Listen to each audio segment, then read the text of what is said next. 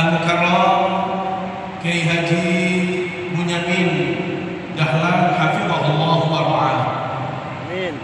Yang kami hormati seluruh keluarga besar Al-Maghfurlah Kiai Haji Dahlan Zarkashi, para alim ulama, para koordinator qiraati dari seluruh Indonesia, termasuk Akhil Aziz, koordinator qiraati wilayah Nusa Tenggara Barat, para asatidz, para guru-guru, para ustadz, singkatnya hadirin hadirat jamaah yang dimuliakan Allah Subhanahu wa taala. Malam hari ini menjadi malam yang sangat membahagiakan sekali, terutama bagi saya pribadi. Ini adalah kehormatan yang luar biasa. Bayangkan bisa berbicara di hadapan para tokoh, para asatidz, para ulama di tempat yang mulia. Jadi saya berterima kasih sekali kepada para panitia yang sudi untuk mengundang saya, walaupun saya bukan ahli, bukan orang yang cocok untuk berbicara di hadapan Bapak Ibu Saudara yang dimuliakan Allah Subhanahu wa taala. Tetapi saya mencoba untuk bisa sharing ilmu pengetahuan, bacaan-bacaan untuk kita sama-sama saling mendapatkan informasi dan pengetahuan tentunya. Malam hari ini bagi kita umat Islam adalah malam spesial, karena kita berada di tanggal 2 bulan Rajab.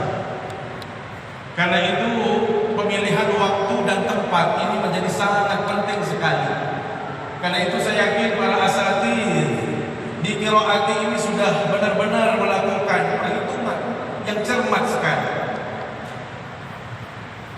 Bulan Rajab bagi kita umat Islam adalah salah satu di antara 4 Ashhurul Hurum, bulan haram, di mana siapapun yang melakukan kebaikan, ketaatan, termasuk silaturahim nasional yang malam hari ini dilakukan, maka akan mendapatkan keutamaan, kemuliaan yang lebih dibandingkan dengan bulan-bulan selain Ashhurul Haram yang bulan Rajab.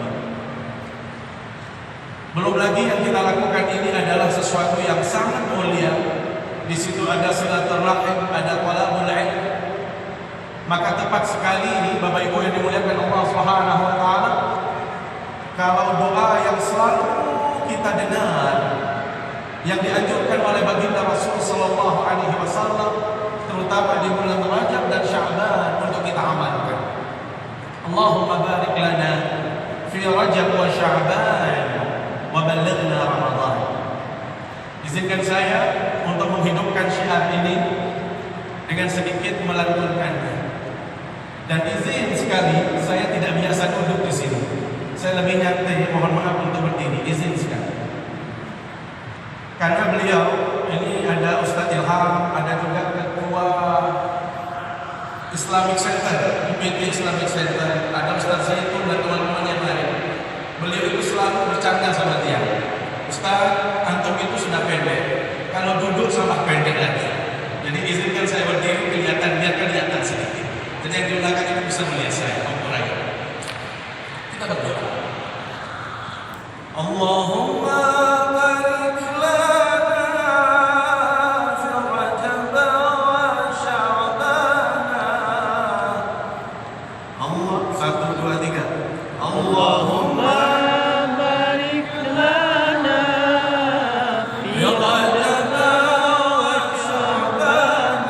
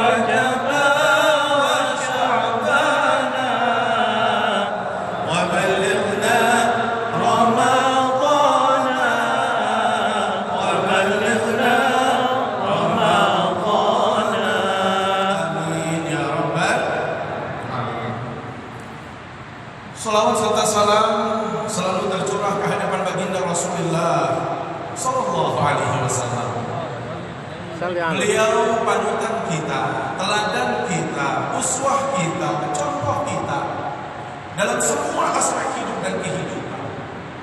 Bagaimana berakidah yang lurus beliau contohkan kepada kita. Bagaimana beribadah yang benar, beliau sudah memberikan teladan bagi kita semua.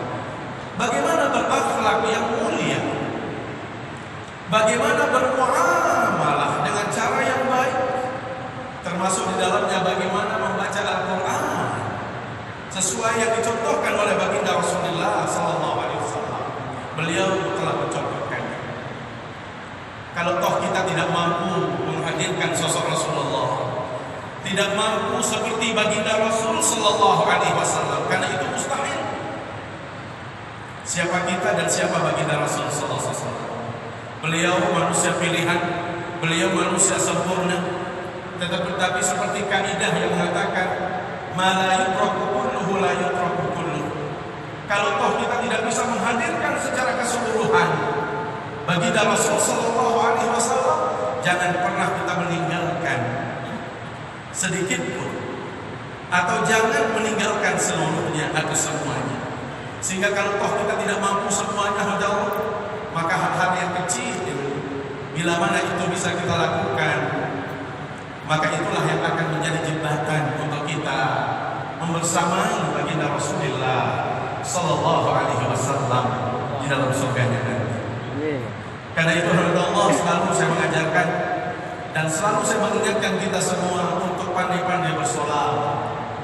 Jangan malas bersolawat, jangan pernah bosan untuk bersolawat atas baginda Rasul sallallahu alaihi wasallam.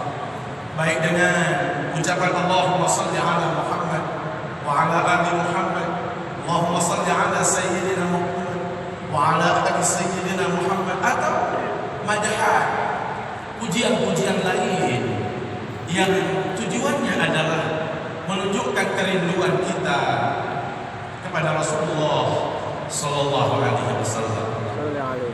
Karena itu ada sholawat Qur'aniyah yang sering disenandungkan oleh para santri, para talibul ilmi, dan kita coba di sini di majelis yang mulia ini.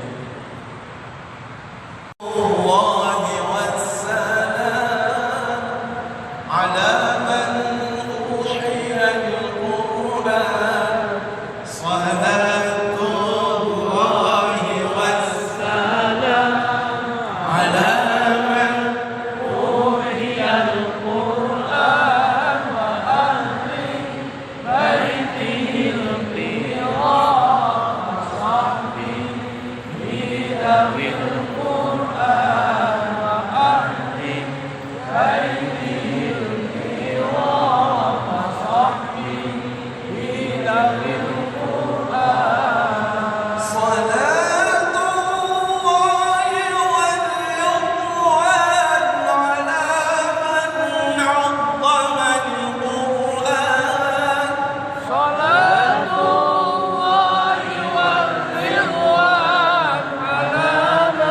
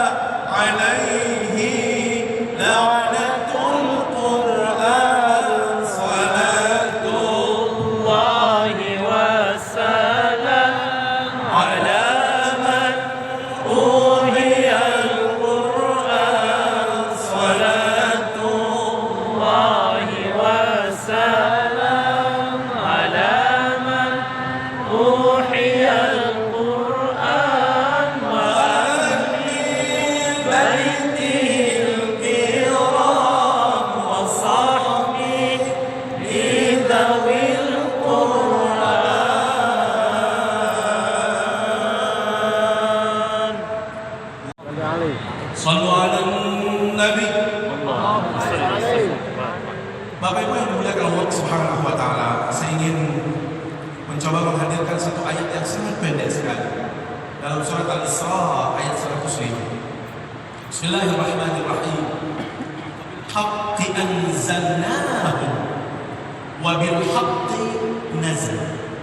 Subhanallah, ayat yang pendek sekali, praktis sekali, tetapi mencakup semua sisi dalam kehidupan manusia. Wa bil haqqi anzalna ay mutadamminan lil haqq, karena Al-Qur'an itu berisikan kebenaran, bersumber dari zat yang maha benar, maka Al-Quran itu diturunkan.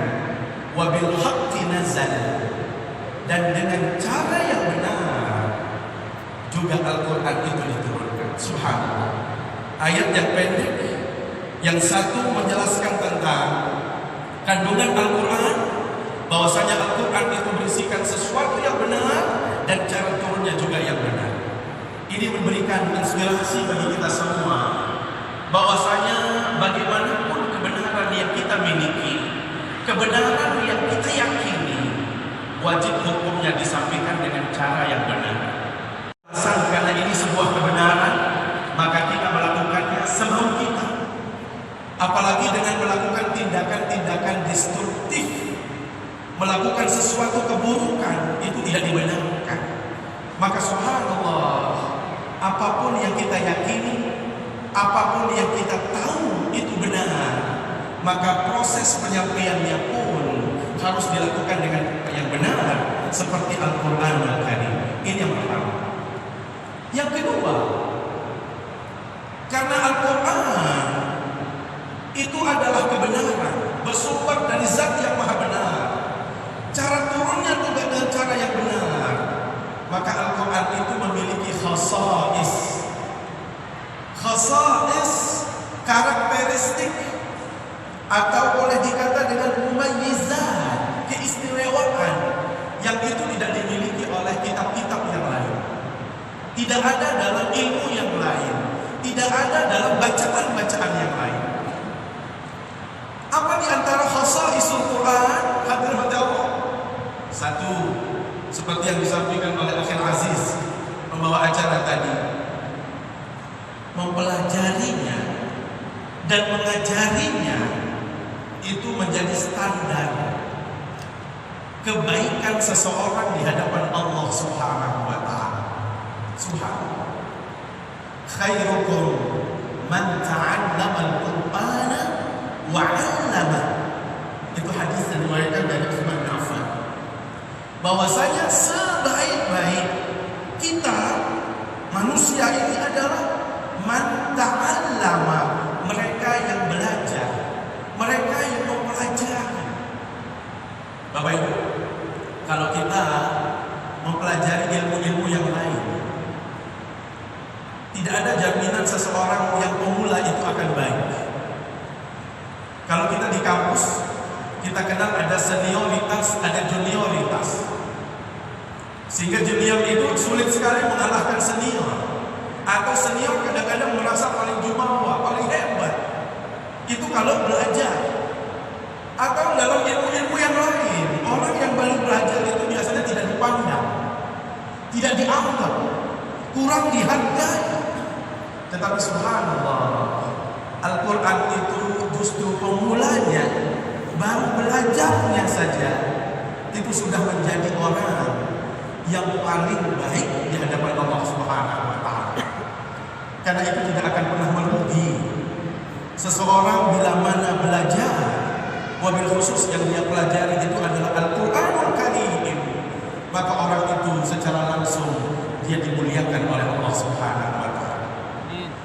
Yang kedua, wa 'allama, mengajari Al-Quran, mengajarkan Al-Quran, itu menjadi pertanda seseorang itu baik di hadapan Allah Subhanahu wa taala. Karena itu Allah sebagai pengajar Al-Quran, mungkin kita sudah tahu rahmat Allah bagaimana Allah memuliakan seseorang yang mengajarkan Al-Quran.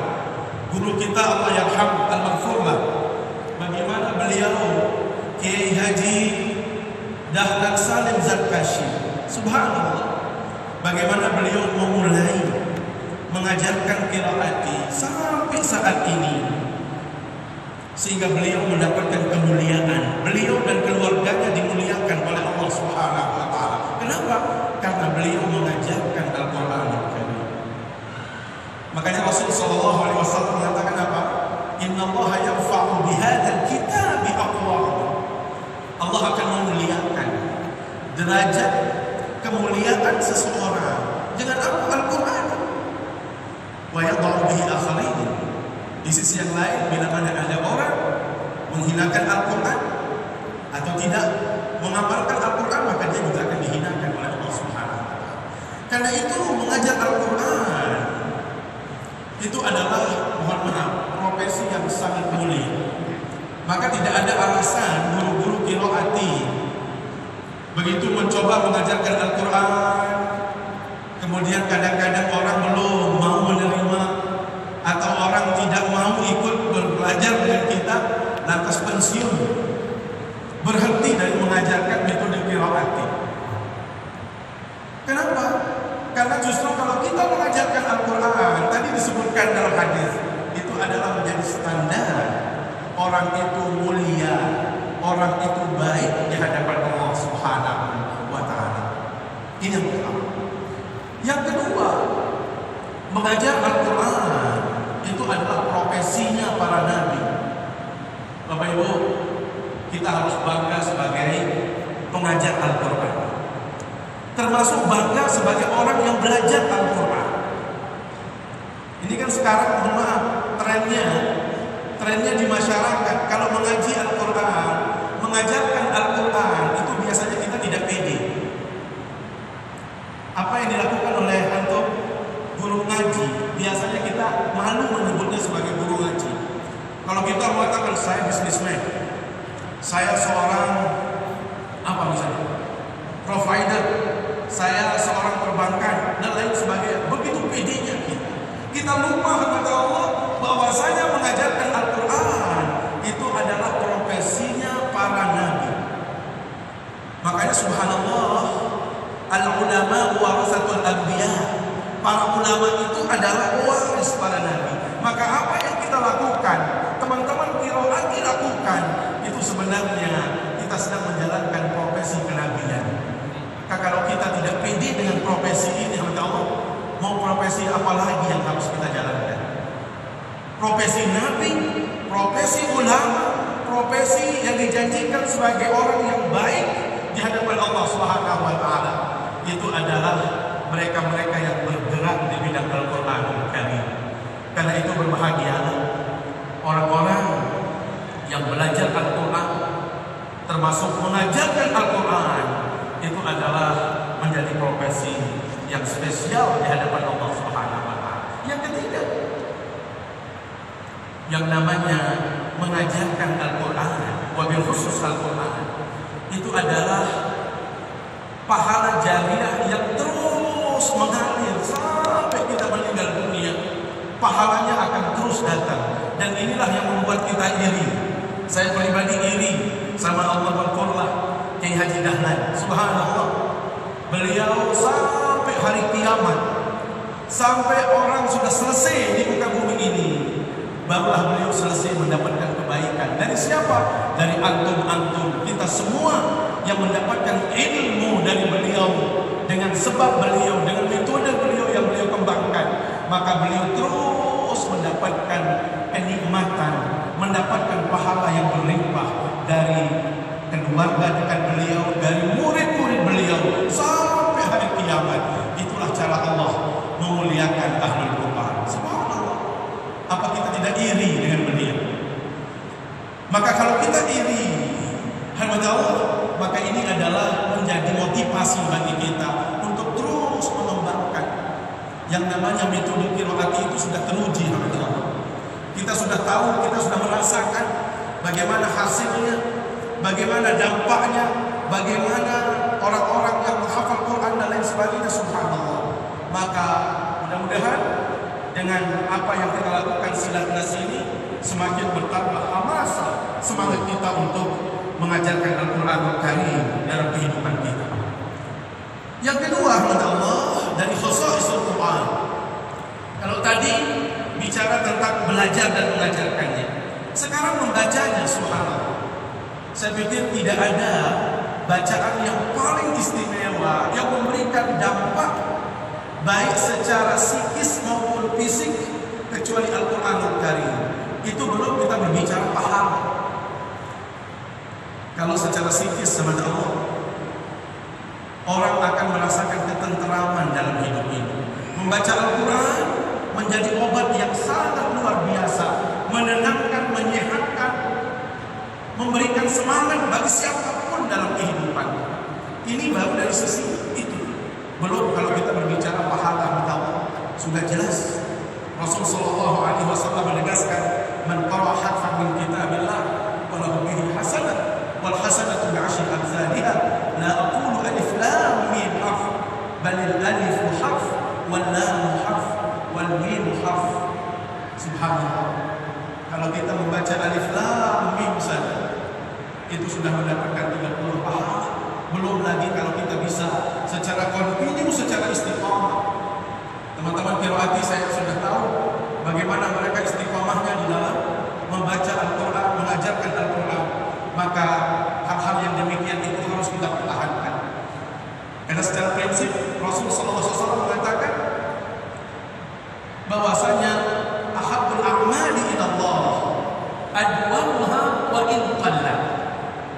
Perkara yang sangat dicintai oleh Allah itu adalah perkara kecil, tetapi secara kontinu kita lakukan. Subhanallah, bila mana itu yang kita lakukan, maka kita akan mendapatkan kemuliaan dari Allah.